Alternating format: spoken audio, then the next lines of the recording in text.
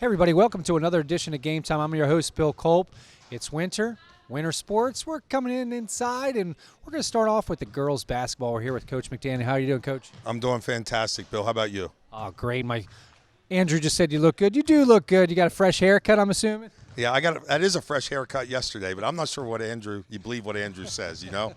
All right, well, speaking of, I don't know if it was like last year or so. I don't know if you guys have any of those traditions where, the beginning of the season, undefeated right now, but if you have like one of those things where you're not going to cut your hair until, until you lose or something like that, grow a beard out. I don't know if Mrs. McDaniel's going to like that. I don't know if you have anything planned like that. No, I don't have any superstitions, All we want is everybody to play hard and have a great day, that we get better every day. That's what our goal is, so we don't worry about superstitions. All right, great. Now, give us a little background for those out there. You've been coaching not just girls, boys, and things like that, and involved with the sports.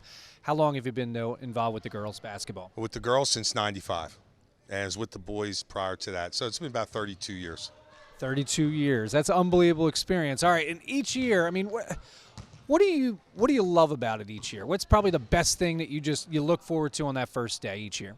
Well, truthfully, you just love watching, whether it's coaching boys or it's coaching girls, watching them grow as individuals, not just as players, but individuals. Because what your main focus is teaching them life skills, and we do talk a lot about that a lot.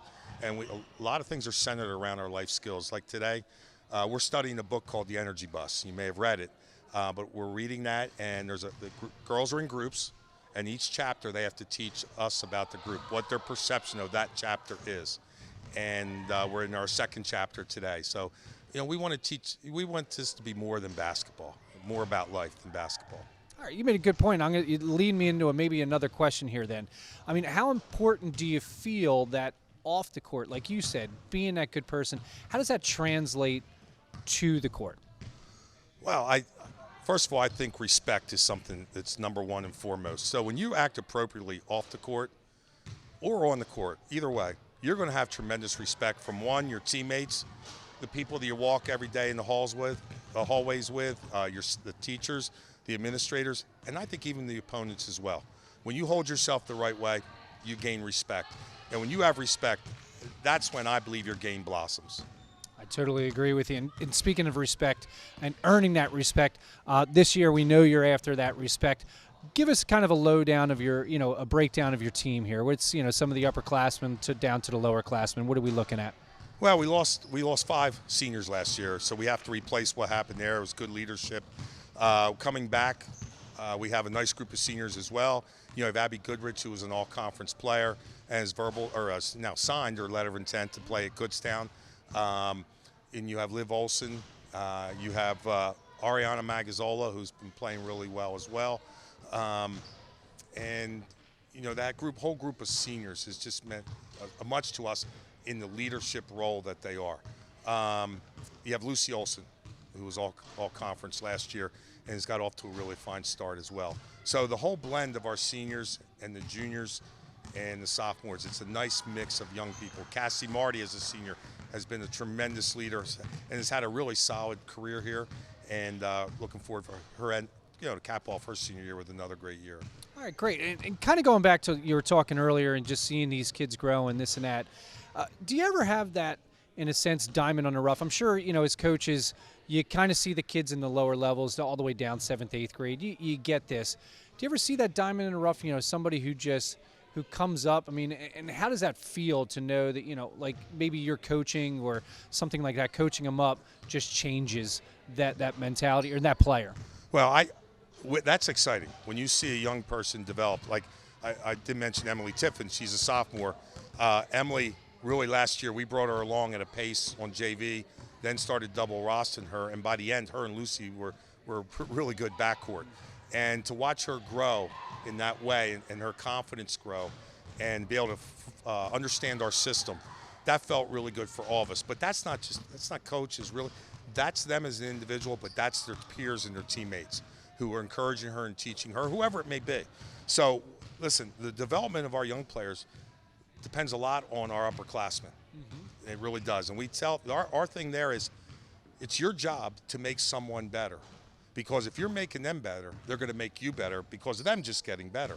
but you've made yourself better. Now, it's a mouthful. Did you get all that? I got all that. We got all that. I hope they got that out there. All right.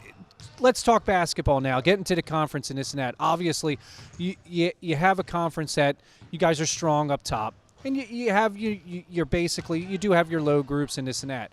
But around the area, and you know this, I mean, it's just growing, and you got some really good competitions with Souderton, winning, going to states, and this and that, and you guys last couple of years, it's powerhouses around here.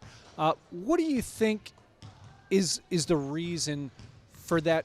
Basketball in this area is sort of becoming a mecca. Even I'm just at Downingtown, which isn't that far away, and things like that. No, it's very true.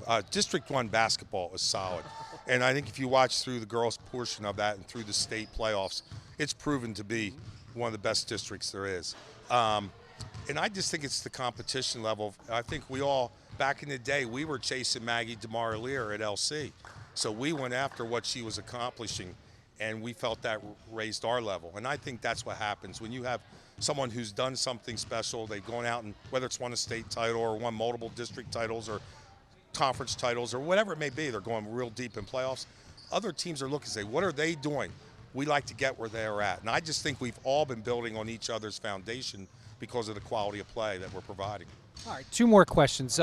What do you think it's going to take, I guess, this year, from the girls to be successful? What kind of qualities do you feel? Let's say be a successful spring forward girls basketball player. Right. It's going to take effort. It's a constant effort, work ethic. To be able to be and continue building on our foundation and the tradition, they need to continue to work hard like they are. It's going to take that. It's going to take the passion and commitment to get that done. It's going to take the understanding about their goals, that they've set these goals and understand the plan to get there. So, it takes all that, but it really just takes being a team, as I said earlier, being 5 fingers, 1 fist, being together, and just playing hard for this community, for this school district, for yourself, and for the family. And when you do those things, I just believe you have success. I really do. All right, last question. Every year it changes, but what do you love about the group of girls you have this year? What's something that kind of cements in your head? That's a very good question because, we've had a lot of great groups here, and not that one's any better than the other. They all have their different attributes, different personalities, different styles. The overall personality of this team is really quite neat. We have those young ladies who are kind of quiet. Then we have them on the other spectrum, okay? And then we have them mixed in between. But then we have our people who lead. And then we have our people who are not afraid to say, hey, get moving, get playing. I just think the personality of this team is really unique and I just love it. I just love the group and that personality that they have. And they understand how to have fun, but fun the right way. Do you know what I'm trying to say? And have fun the right way. And that makes it really cool. And I think, we just won a game pretty recently that was because of that attitude that they had. And that's why we're able to pull that game out being down 9. I appreciate your time there, Coach. Get back to that job. It's my pleasure. It's always a pleasure. Hey, let Andrew know that you and I do a good job together. You got it. They do a good job. Hey, did you see Coach's face when he's talking about those girls? You got to be excited. Make sure you come out and support these girls. And now, we're about to go to that boys' gym over there and see what Coach Talley's doing over there. So grab a snack when we come back with another edition of Gametime. So, I'm kind of new here, but I've noticed a trend. My human does this funny thing where she goes around and gets all my toys, and then she hides them in that basket by the door.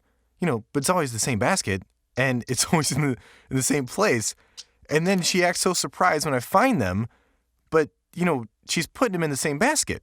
Again. It's like, hello? That's where you put it last time. You were the worst at hide and go seek. They told me a bottle couldn't dream. That I would never become a superhero.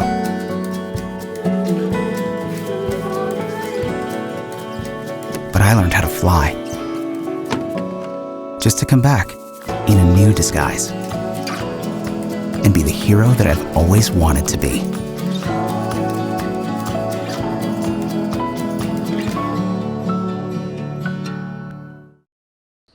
Welcome back, everybody. Thanks for hanging in. It took that long trek over from that one gym over here to the other gym, and we're joining Coach Talley. How you doing, Coach Talley? I'm great, Bill. Thanks for having me again. 6 years running. 6 years running. All right. So how long have you been at this job? Give us a little background here. 6 years, Bill.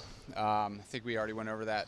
But, yeah, this is our 6th year here. I think this is my 6th year on Gametime. We're excited to be back in action and, getting after it another year. And, you can see the guys are getting warmed up here. I think, maybe we didn't get off to the best start we wanted, but I think this is as motivated of a group as we've had. All right, we'll get to that start in a little bit. But you mentioned, like you said, 6 years. And I asked Coach McDaniel this same year. Not that it's 6 years. 6 years is still long. But what do you love each year coming in and doing this? I mean, it's a lot of time. It's a lot of your time against your family. But what gets you going about this job? I think the competition is one thing. Once you're a basketball player and a coach, and it's kind of in you, it's tough to not have that part of your life and experience that fire and that competition. But just being in the gym and being around these kids is ultimately why we're here. It's a really gratifying thing to see 20-some kids come together, put on that same uniform and represent their school and their community and their program. Talking about experience, here's a tough question. I mean, obviously you went to school here, you played basketball here and this and that.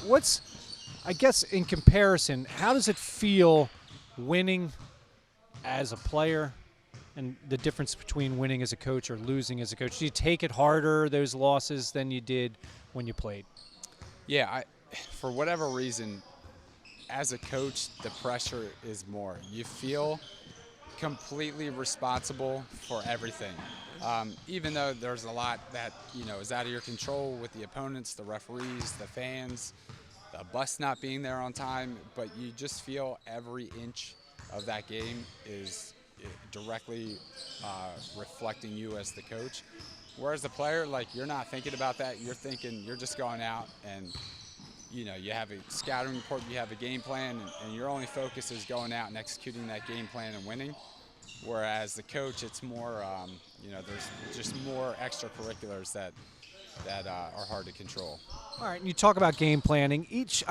Your game plans, do you come in with a game plan preseason, or do you kind of just adjust as the season's going along? It's both. In the off season, you kind of get a taste of what your team's going to be like. Sometimes you're guard oriented, sometimes you have, forwards, and sometimes you have a perfect combination of both. So in the off season, you can kind of foresee how the season's going to go and what your strengths are and what your weaknesses are. But basketball it's a fickle sport, and injuries happen, and eligibility reports come out, and sicknesses, and there's some sort of adversity that seems to be inevitable. So sometimes those game plans you got to adjust on the fly, and that's kind of where we're at right now. All right, and talking about those adjustments coming into the season, kind of give us a download. What does your team, in a sense, look like from seniors, how many juniors, sophomores, things like that right now? Yeah, it starts with Baker. He's a returning first-team All-League, All-Area player. He's closing in on 1,000 points, and he's kind of been a staple for our program for the past couple years. So I think, in all fairness, it starts there. And then you have great accompanying pieces that are just as important as Noah. Robert Baker or Robert Bobeck would be one. He's a 2-year starter.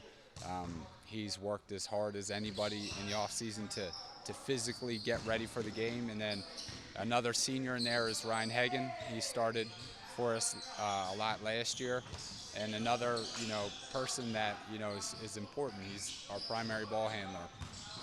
And then you get to sprinkle in all the underclassmen. In the junior class, Trey Medeiros is one that is, going to be a pretty important piece to the season at some point this year. And, he's worked his tail off in the offseason. So I'm excited for him to get back out there. I know he's chomping at the bit. And then you have a combination of Tyler Schlingo at the guard. He's a junior. Zach Scrocky is a sophomore, has played some huge early minutes so far this season.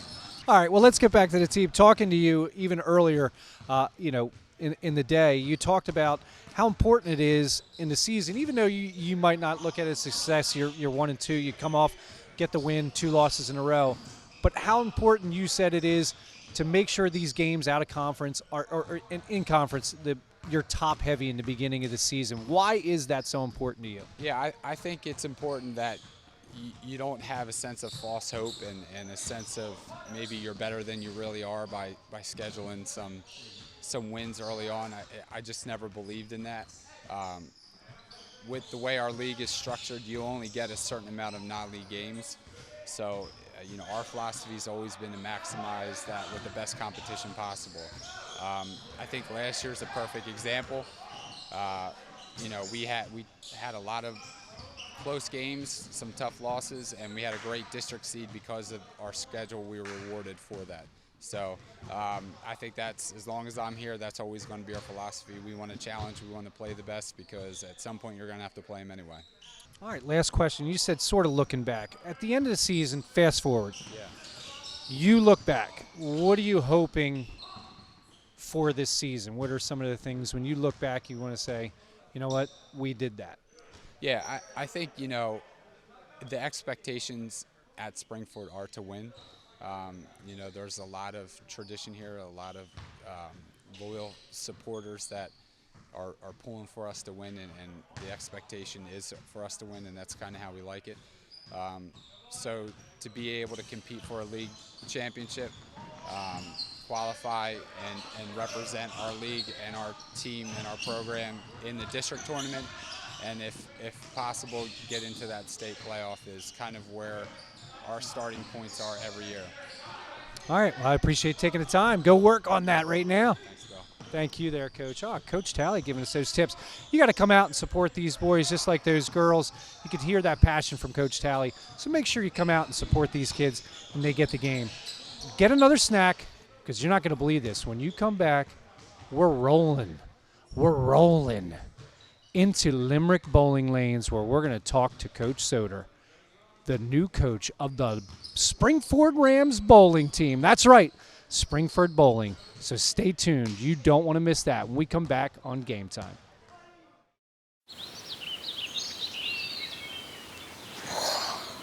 Oh, look, a redhead. Staring contest.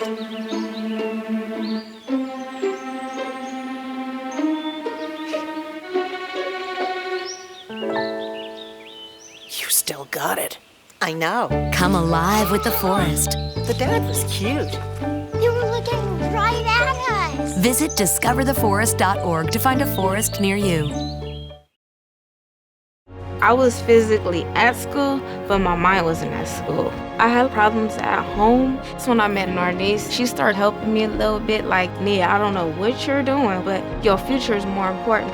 She's my strength. It takes a village to help somebody get their diploma. It changes your whole life. Find free adult education classes near you at finishyourdiploma.org. Hey everybody, welcome back to Game Time. Thanks for hanging in. Hopefully you grabbed a good snack. We left the basketball courts, and guess what? I got changed, and I'm rolling. I'm rolling in heaven right now. We came to Limerick Bowl, and guess what? Springford, yes, has a bowling team. And we're here to talk to the coach, new bowling team. How you doing, Coach Souter? I'm doing great. Thanks for having me on the show today. Oh, thank you. All right, so, how long has it been in the process for Springford to get a bowling team? It's probably been close to a decade. There's been a lot of push here, actually, from the alleys to get a team at Springford, because there's a lot of junior leagues here at Springford trying to get kids in. It's been in the last few years in the district, probably the last 2 or 3 years, trying to get a board approved and so forth.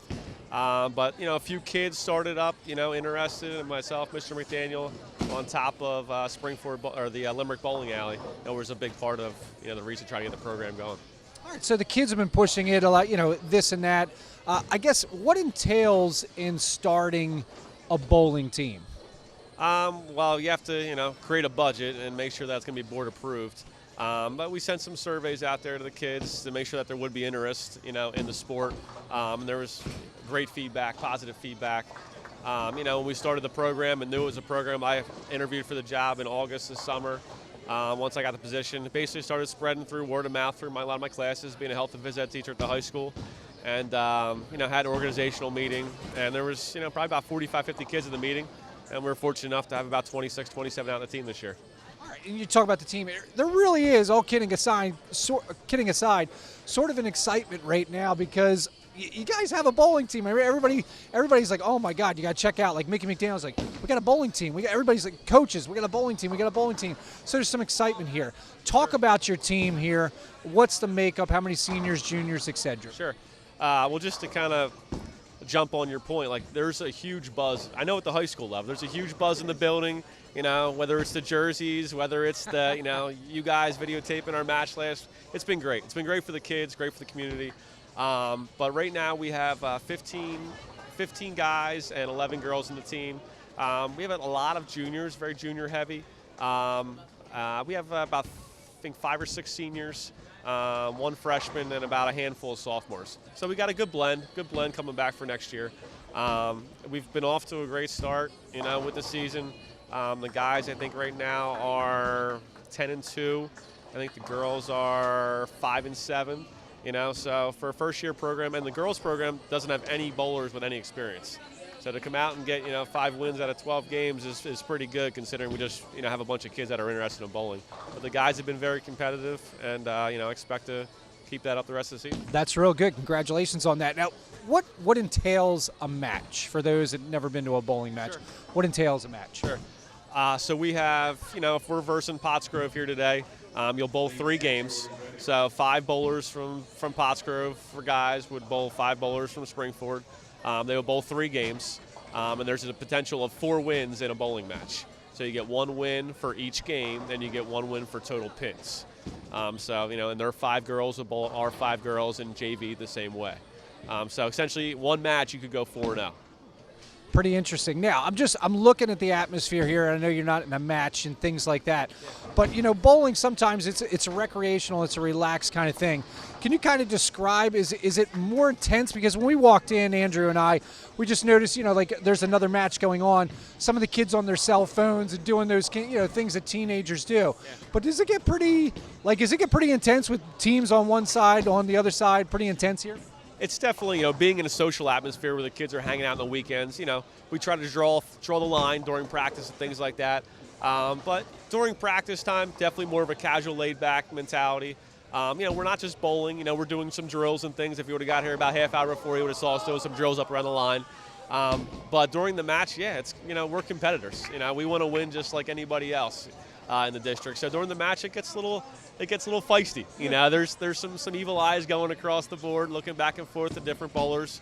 As much as you want to see everybody do well, we still want to win. The ultimate goal is still to win and develop the program. All right, and talk about winning. What's one of the strategies? This is kind of a question. Before a match, do you kind of put your best bowler first, or do you kind of look at the team you're facing? I mean, and kind of do it that way because again, mentally, some kids do better. If they're matched, you're number 1 against the number 1. Yeah. Sometimes it does a little mental damage. Yeah. They feel better. You know what? Let me bowl third. Let me kind of get in a groove. Watch how things are going. Does that come into play? Yeah. Well, with bowling being total pins, it's not like a golf match where you're going 1v1, 2v2. So it's just total pins. So it doesn't truly matter in the end. But the 1 and the 5 bowlers predominantly, you want to have someone that's going to give you a good start to the match. Someone that's very consistent, someone that's hitting their mark, throws a lot of strikes. And the 5 bowler, when it comes down to the end of the match, you can see on the screen what the pin total is, and okay, I have to strike here if I want to win this game for my team. So there's a lot of pressure in the 5 bowler, so you put somebody there that can handle the pressure. That's a clutch player and that can step up at the end of the match. So other than that, no, there's not a lot of strategy to it. As far as we practice in the order during practice, so they're ready to go in that order in a match. You're following this person. So right now we're in a pretty comfortable. We switched it up a little bit 2 matches ago, just because one guy wasn't comfortable in the spot he was in, but we moved him around. He feels better now, and we've been bowling really well since. All right, I got to leave with this and bringing that up. What's the etiquette here? I mean, like, in a sense, like a walk-off home run. A kid comes up, he needs a strike, and you're up 9. Do you allow, are the kids allowed to, it's like in baseball, in a sense, they throw the batter. You allowed to take your shoes off or throw the towel into the crowd? I mean, are you allowed to do that here? Well, there's etiquette. Like, I would equate it to more golf, more golf. Like, hey, if you make the winning putt at the end, you're throwing your hat in the air, you're getting pumped, you're running and hugging your caddy, same deal here. Yeah, you're giving high fives, you're jumping up in the air after there's a big strike. Clapping predominantly after good shots is usually the etiquette. When you're bowling back and forth next to each other, you don't bowl right when somebody is bowling. You make sure one person goes before the other. But, that's about it, That is about it. That's all I got for you. We're going to bring one of those players right now. Hey, you guys got to hang in. Good coach. Unbelievable job. He's got this bowling team ready. You got to come out and let them rock. Let's talk one of those bowlers. Where is that young lad? Matt Anderson. Bring that Matt Anderson over here. All right. Hey, Matt Anderson. How are you? My name is Bill Culp. Welcome to RCTV here and our game show. Greatest game show, show in the world. All right, Emmy Award winning show. I please that you can come over and join us. I'm glad to be here. All right. So, how excited were you to know that high school finally Springford's got a bowling team? It's been a decade. Oh man, I'm really happy that we finally got one. Been working on this for a long time. I'm just glad I was able to experience it. It's my senior year, so I'm glad to go out here and show it one last time. What's the attraction about bowling to you?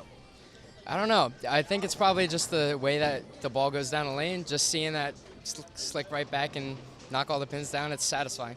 All right. Do you bowl outside of the team here? Have you been in the league? How long have you been bowling? Yes, I've been in multiple leagues. I've been bowling since I was 9 years old. I'll come here at least once or twice a week and just keep on practicing. All right, keep on practicing. What's your average, if you don't mind me asking?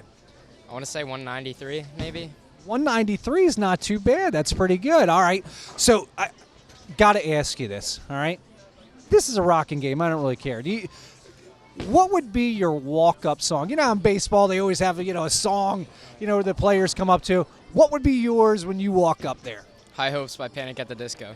Oh, that's awesome. All right. Now, let me ask you this. Any superstitions, that you have when you're bowling, anything like that? Do you take a certain amount of steps every time? Do you approach it the same way? Do you have it, you wear the same socks every match? Something. I always go up, and I always have my ball in my right hand, so when I set, I always hold my ball, and then I put it in my arm, and then I kiss my ball. Yeah. Oh, you got to kiss the ball. I agree with that. Now, you just said you kiss the ball. Does your ball have a name? What do you call her? I don't have a name for her yet. You got to get a name. How about Strike? Strike's a good name. There we go. There you go. All right. Now let me ask you this. Trivia question. You're not going to know this probably, but do you know where turkey came from, where 3 strikes came from? Do you have any idea where that came from? No. I'm going to have to ask Ashley that when I get over here. I want you to get back and join your team. Great job. Thanks for talking to us. All right. Ashley Goodad's going to come over here. We're going to talk to her because she's part of that girls bowling team. And we're going to get Ashley over here in a second. Here she comes. All right, Ashley, how are you? All right, we got Ashley Goodad here. Ashley, how excited were you that Springford finally got a bowling team? I am actually very excited. I didn't think this was ever going to happen, and I did not imagine myself on a bowling team. Your face says that. Now, when you say you don't imagine yourself on a bowling team, why is that? Obviously, Coach said you've never bowled before. What's the interest? What made you come out and join the team? Well, my gym teacher was like, hey, you're athletic, you should go for the bowling team, and I got a couple of my friends, and we thought it would just be fun to do, but we actually made it competitive, so it just makes it that much more fun. All right, and he said that, he said you girls, for not having any experience, you already have 5 wins on the season in some matches and this and that. That is awesome. What are some things for you, goal-wise, that you've seen improvement since the first time you bowled up until now? The most improvements are probably hitting a lot more pins than we thought we would, and just coming together as a team, because I didn't think we were going to be that close, but we've all come together, and I think that's just is what the bond that keeps us going and wants us to strive for greatness. All right, that's awesome. Now, I just asked your partner over there, if you had a walk-up song, like in baseball they have a walk-up, before they bat, what would be your walk-up song they had to play before you bowled? I don't know. Maybe this is a tough one. I mean, anything that just gets me pumped up, probably. Anything to get you pumped up. Do you have any superstitions or anything that you feel like, like you wear the same socks, same shirt every time, wipe the towel the same way? Always high ponytail. High ponytail. All right. Do you have a name for your ball? I do not. Sadly, I do not. But I was thinking about it. But I was like, I gotta get my rhythm first, and then once I get my rhythm, then the name will come out. I got you. All right. Now, do you know where maybe you haven't historically investigated this. I asked your partner over there. Do you know where turkey came from, the 3 strikes? Do you have any idea where that came from? Somebody probably got really excited and made a turkey noise, and we're like, hey, we're going to call 3 strikes a turkey. That's actually a good call there. But it's actually, it's funny. Historically, I guess when you'd bowl, they made it a competition. They used to give food out. So if you got 3 strikes in a row, they gave you a turkey was one of the things they gave you. So turkey's it, but pretty interesting. All right, so in a sense, what do you love about this every day? I mean, how many times do you guys practice during the week, and then what do you love about the matches? So we'll practice 2 to 3 times a week, depending on how many matches we have. If we practice 2 times, we'll have 2 games. If we practice 3 times, we'll have 1 game. But just practicing, like I said, when everybody comes together, it's just like we're close-knit, and I think just having that bond really just brings out the best in all of us, and we all want to get better too. So that is awesome. All right, one last question. All right, this is a toughie here. All right, I guess in a sense, what do you think your personal goals are here each in every week and by the end of the season? What's your personal goal? Do you want to get a 300, a perfect score? I personally, my first year, I don't think I'm going to get a 300, but that would be great. But just try to improve a little bit each week. Like last week, I'm getting in the rhythm. This week I'm trying to work on how I throw the ball, so the spin I get on it and everything, and then hopefully, I don't know, it just progresses further on. I got one last. I forgot, Ash. How do you deal with the groupies? With all the people out there, how do you deal with the groupies going nuts each week? I don't know. It gives me some energy. It's just like, man, I got fans out there. I gotta keep them entertained. Keep that energy going and go help that team. Thanks, Ash. All right, you got to keep these. You got to support these kids. Not only in the basketball, you got to come out here in Limerick. And guess what? I'm going to keep that energy going right now when we close out for game time. Because guess what? I'm going to keep it rolling.